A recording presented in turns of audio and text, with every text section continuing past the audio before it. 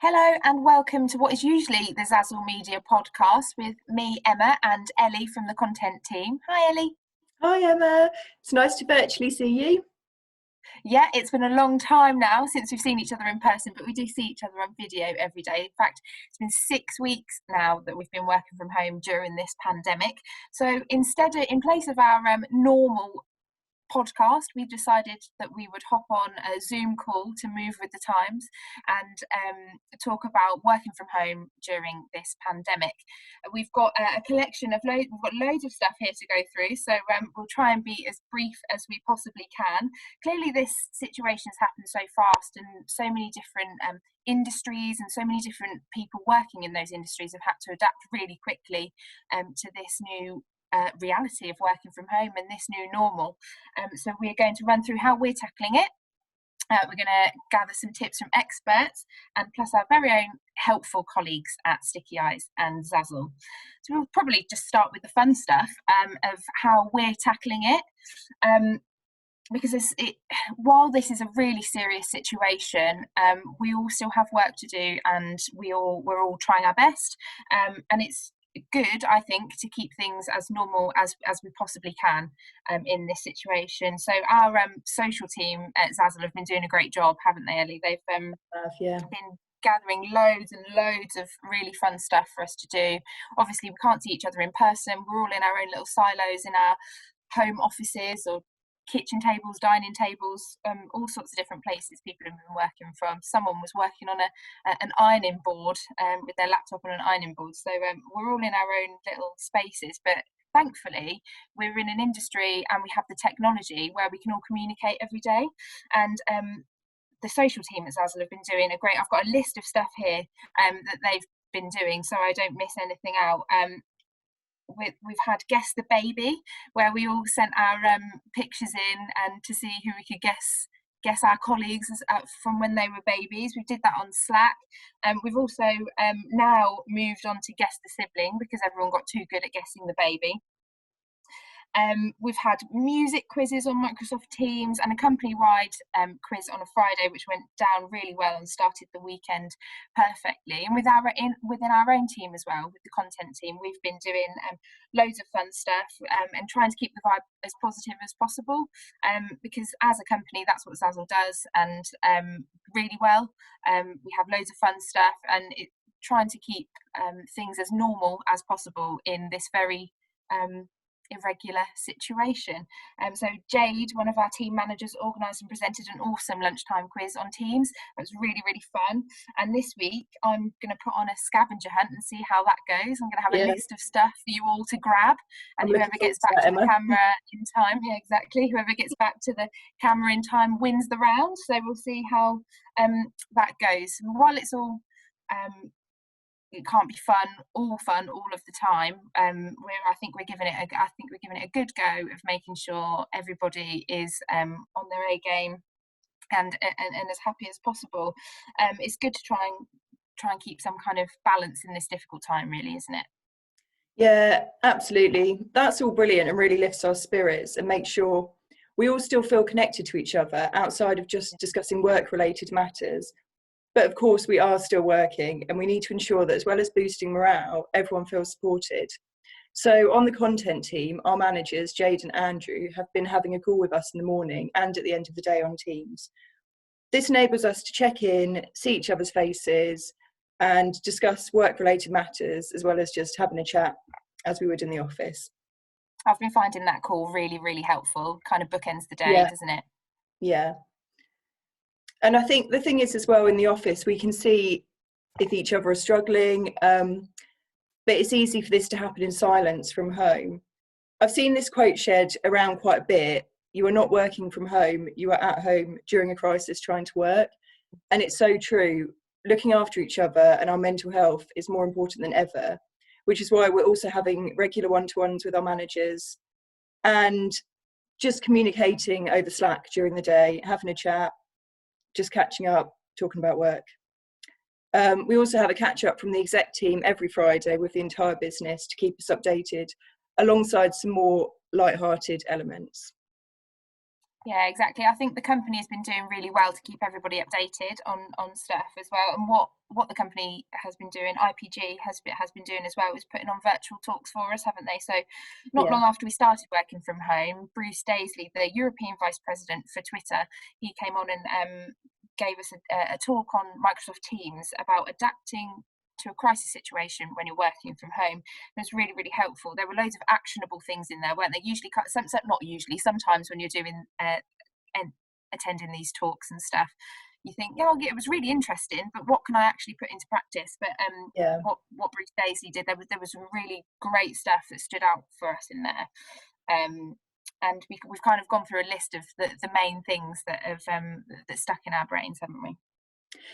Yeah, so I think one of the first things was that he was saying communication is down 80% and stress levels are much higher when you're working from home, which is why those personal human check-ins are just so important.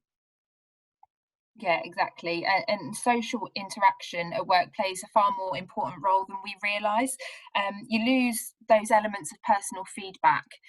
So if you've done a quick job for our purposes, if we've done a guest post or a blog or something, you send it over to your manager, but you always also just pass their desk and say, "Oh, I've sent that over to you," and they say, "Oh yeah, I just looked at it, it looked great." But you don't get that. Yeah. You lose that feedback element when you're working from home. People would have to literally type out something to tell you or get you up on a video call like this. So it makes a real difference. Yeah, and you don't know whether you're doing a good job. You know that you can do your job, and you're told it's commented on in the office, but you don't necessarily get that feedback when you're at home because there's so much to get through and you're just passing it over and it's done. So it's just that, like, making sure to recognize and reward work and just part of boosting morale and making sure people know that they're doing the right thing. Yeah, I suppose in those little tasks that you would just do um, for for just the small tasks that you would do without even thinking about it.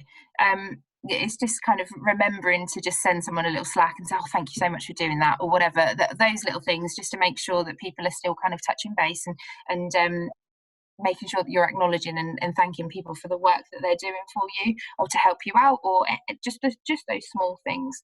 And again, this is exactly the same point. Really, it's the dialogue with the people that we work with and also with clients. It's really important because this is such an unprecedented situation. Our clients are also working from home. It's not just this is not just a problem that's exclusive to us. It's the global thing. So clients all across the world, they're also working from home. Will also be feeling the same things as we are, trying to work as hard as they possibly can and trying to hit their targets still. So it's keeping those channels of communication open with your clients as well. Yeah, definitely. And I think one of the things that was quite interesting that he spoke about was the rapid responses.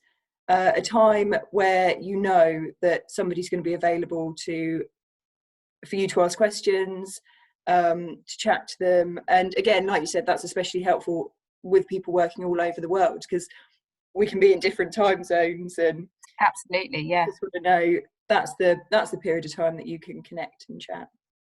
Yeah, exactly.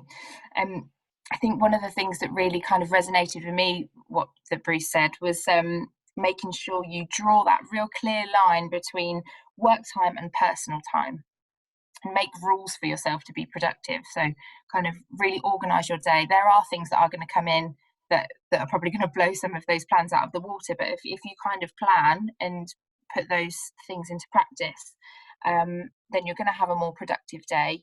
You stick to it, start when you're supposed to start, take your lunch break, take screen breaks. You will be more productive when you're sat at your computer. And just try not to blur those lines between work and your personal time, because as we were saying earlier this week, when you finish work, you have that physical separation from your office. Usually, you get in your car, you get on the bus, you walk home, you get on the train. You have that physical separation from your office. And this is why I found that point really interesting, because previously to this week, I've been working in the living room. and I was finding it really hard. My work time was bleeding into my personal time. I was still sat at the laptop quite late. So I've created like a little office space in the spare room with a door that I can physically shut and finish the day. So that's been that actually, that point that he made prompted me to make this office. So it's a really interesting point. Yeah, it's actually quite easy just to stay sat at your desk, stay on your laptop, your lunch break disappears. It's suddenly 7 o'clock at night. You don't know where the time's gone or what you've been doing. So yeah, definitely having those allocated times in the same way you would in the office is. Yeah, exactly. Yeah, so we thought these are just ideas. They're just the tips that we thought were particularly useful and that we'll take away from that talk. So hopefully they'll be able to work for your team and your environment in some way. So just back on that point of making sure you have your lunch break. You can be quite bad at this in the office and just stay at your desk, carry on working and just grab your food and carry on working through while you eat. But you're obviously going to be more productive if you take that time away. So we were interested to know what everyone's been doing on their lunch breaks, because we've seen, we've obviously had a pasta cook along over Teams for everyone to get involved with. We've seen social media updates of our colleagues baking and doing exercise classes. So we wanted to ask around the office, and here are a few of the responses. They've definitely given me some inspiration for my lunch break. So first up, we had, I think we had Jade first, didn't we? Yeah, Jade said that she's been taking the dog out for a 20-minute walk, coming back, eating lunch in the garden or on the sofa, and then playing a quick 20 minutes or so of Animal Crossing.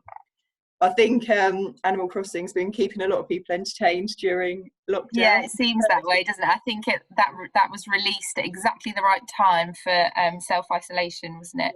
Yeah. Fraser, who works in our SEO team at Zazzle, he said that he's been using his lunch break to do his daily walk. So that's really good, especially with the weather how it's been at the moment. Getting out and getting that fresh air and getting that sunshine on your skin during your lunch break is it's a really good idea. Just making that physical separation from your desk and your screen. Get outside, get some fresh air. Yeah. Alex Jones has also been doing exercise. He said running and yoga on a good day, PlayStation on a lazy day.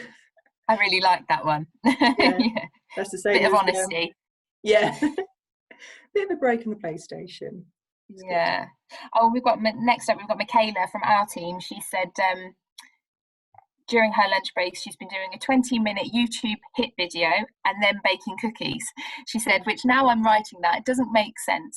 I'm finding baking really relaxing though, and have noticed that making things which require kneading has been good in reducing wrist ache when typing, which is another really important point, I suppose, because we're all in the office. We have kind of our chairs set up to how we've got wrist supports, when you're typing. We're working in completely different spaces now, so we don't have that. So that's a really good tip. Something that requires kneading has been good in reducing wrist ache for typing. So that's a really good point, actually, and you get some tasty cookies at the end of it. So win-win. Emma Dixon exercise as well, mainly workouts, yoga, 5K runs, and YouTube follow along HIIT classes. Yeah, exercise seems to be taking the lead on this list, really. Steph, though, says Steph from Sticky Eye, she said, I tend to take my lunches to challenge my fiance to a game. Our top picks are Dobble and Disney's Villainous. Again, so just like Jade with Animal Crossing, challenging someone to a game is a good thing to do. And Francesca Brooks, she's been doing CrossFit classes with a quarantine CrossFit club, going for walks, prepping for tea, making a nicer lunch than I'd normally have in the office. That's true.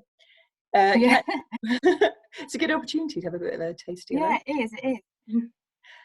Catch up with a friend or work friend. And she also pointed out that it's more about putting something into a routine, so it all becomes a bit easier and more normal. So when you do finish work, kind of feels like you've had a full work day. Yeah, that's a really good point. Just making, like, weaving it in so it all feels normal, so you feel like you've had a productive day, and then you don't feel guilty about relaxing in the evening, which is a good thing. Yeah. And we heard from Steph in there. She's been challenging her fiance to games at lunchtimes, which leads us on into our next bit, I suppose. That of course, people are spending far more time with their families or their partners than they usually would, or their housemates. So we kind of asked people in the office and also in Leeds what they've learned about themselves or what they've learned about their partner during this isolation period. And Rich, the head of Zazzle, came back to us straight away and said his strict tea and coffee habits at work are nothing like they are at home. He loves a 3 p.m. tea during the working week. And he's also learned about all of the calls and meetings that he has during the working day, and has kind of really realised how varied his role is, which is really interesting. Yeah, and Jade, our manager, has said that her husband Jamie didn't realise how sassy she could be. Did we, Emma? We did. She also said she's seen some of the work Jamie's done, and she said it's just so good. She didn't realise how good he was at graphic design, which I think is quite interesting, because it's actually seeing your partner at work, isn't it? I said that to my boyfriend. I heard him on the phone and I was like, you really know what you're talking about.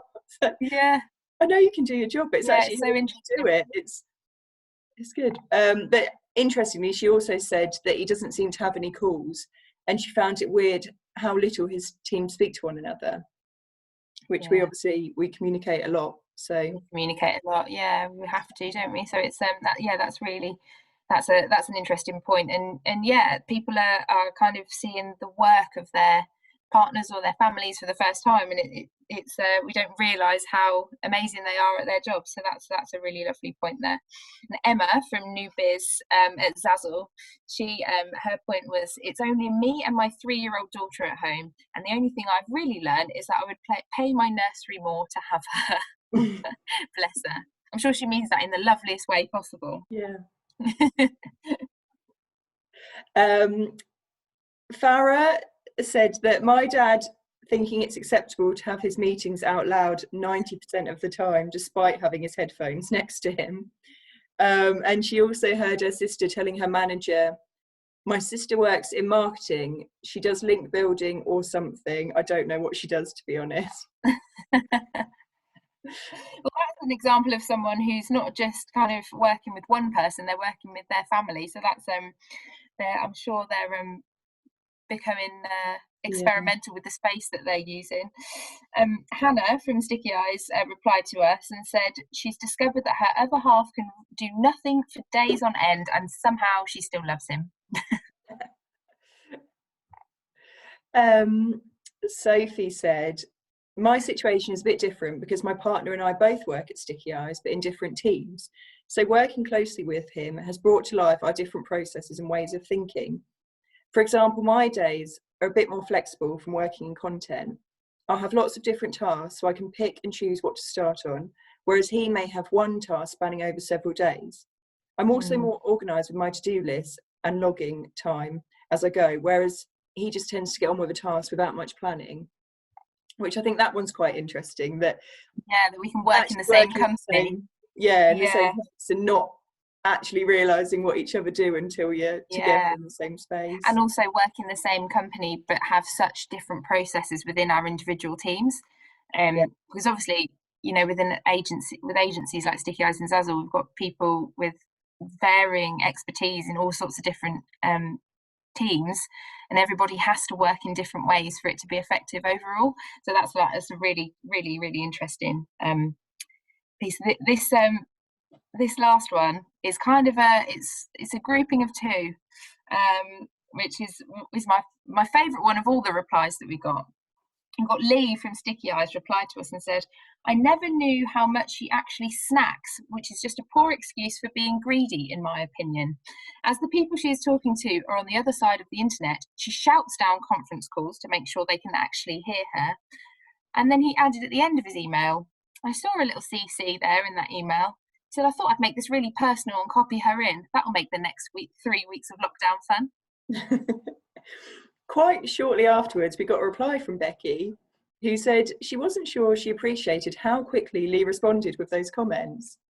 So to counter it, she said, I'm amazed at how Lee never needs to snack. I'm sure that's far more out of the ordinary than regular snacking. He also has lunch. Yeah. He also has lunch really late. So I guess he has a lot better willpower than me when it comes to food.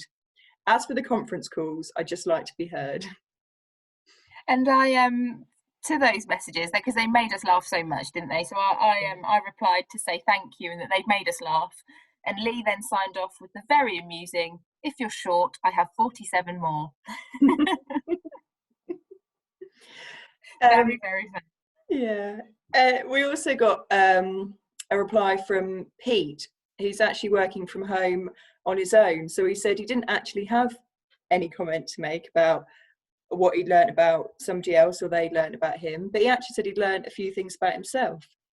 So he said he's quite a keen drinker.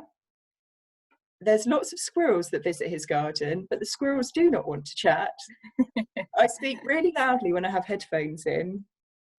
A packet of chocolate hobnobs struggles to stretch to 2 days. Yeah. Agreed. Yeah. So obviously we've also, the schools have had to close as well, and a lot of our colleagues are parents, and they're now having to juggle work with homeschooling and keeping their children entertained. So we spoke to a couple of parents to see how they're coping with it. First up, Louise told us, my son can arrive next to my desk at any given moment, in the midst of a complex conversation with a client, wrapped in a towel fresh from the shower as a video call gets underway, or with a desire to share his latest drawing with my colleagues in an online team meeting. We've seen those drawings and they're very good. Yeah, very good. He's very talented. He is. He has learned to try to check before he bowls in, but there's nothing like the surge of parental guilt at waving your child away as you continue to work. I'm fortunate in so many ways, having a supportive employer who allows flexibility, a husband who is around and engaged, and only one child to think about, who is of an age where he can be left alone for periods. That said, I've constantly got one ear open to listen if everything sounds like it's going okay. Most working parents don't have a lot of spare time, and this situation has squeezed that to a minimum. We're trying to be playmates to ease the loss of time with friends, researching and planning lessons that at least attempt to be fun, engaging and educational, as well as all the normal stuff. Still, I enjoy playtime. We try to ring a virtual bell at least once a day and go into the garden to run around, play chase and have fun. I might just keep that up going forward. I love that bit. I sent her a message and said, I think I might add that into my day. Have a little bell, run outside, some fresh air. I think it's a really good idea. But yeah, we're really grateful for everybody who's got in touch with us and has replied to our pleas and messages, because I think it's really important to get a full picture of everybody's situations. You know, we just have dogs. We don't have children, so we can't speak on behalf of those people, but it's really important to hear their personal accounts and how they're dealing with it. And another person we're really thankful to sharing some information with us is Lisa from Sticky Eyes. She's also a parent. She's got 2 children. And she said the concept of a work-life balance is definitely taking on a new meaning when you're working and living alongside your family in the exact same place. It's taken quite a few weeks of trial and error, but we're slowly but surely getting to a place where we've figured out our new normal. I found I can work more efficiently before the rest of the house wake up in the morning and after they've gone to sleep at night. Alongside doing key calls during the day, it also means I can try to turn to school teacher as well as preschool educator with my 2 children. I'm not going to deny there haven't been any tears, in brackets, from me and the children, and as well as lots of deep breathing to help restore calm, again, from me and the children. But we're keeping in touch with friends, family and colleagues digitally, have a restored appreciation for the traditional communications methods of letter writing and parcel sharing, and are forever grateful to work in an industry that enables and supports remote working alongside parenting in a global pandemic or otherwise. And I think that's a real big thing from this that we've found out since we've been talking to people, is that everybody's so grateful to work in this industry where we can work from home and we've got all the technology available to us to be able to work from home. I don't think any of us have had as many video calls ever than we have had in the last 6 weeks, and it's a real positive that we work in an industry where we can and we are able to work from home. Yeah, you think there's a period of time where this would have been so difficult because we just didn't have the technology. So although we're still struggling in many ways, the technology makes it so much easier to be able to communicate and still do our jobs. Exactly. Yeah. So as all those suggest, we know that we're all in this together, but everyone's situation is slightly different. We hope that you've got some useful tips that you can implement whatever your day-to-day life currently looks like. And thank you very much for watching. Stay safe. Bye-bye. Bye.